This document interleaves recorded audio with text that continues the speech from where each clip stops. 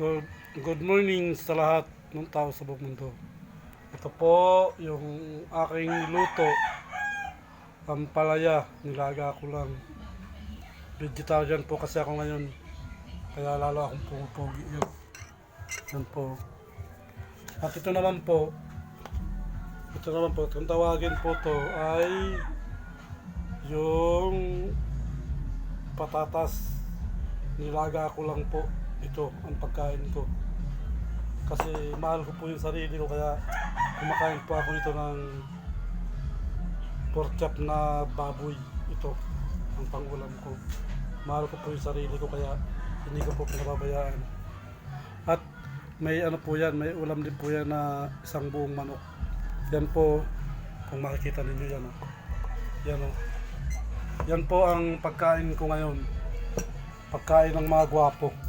Yan. Yan o, ito. Ang palaya, yempo na baboy. Tapos, patata. Yan ang pagkain ko ngayon. Tapos, nagluto ako ng kanin. At yan po ang ulam ko ngayon sa araw na to. Kasi vegetarian po ako. Mahal ko po ang sarili ko. Kaya po ako, lagi pa akong kumakain ng baboy. Good morning sa inyo. Kumain din kayo ng baboy para lumakas kayo. Lahat ng mga tao kailangan natin kumain ng karne. Hanggang dito lang ang aking vlog para maintindihan at malubos niyo maunawaan at meron ko sa inyo ma-share sa inyo. Ito po at binidyoan ko po itong pagkain ko. Ito po yung pagkain na nakakahaba ng buhay, yung yempo po. At ito po yung nakakapagpalinis po ng ating buhay. Maraming salamat sa mga followers ko. Magandang umaga rin sa inyong lahat.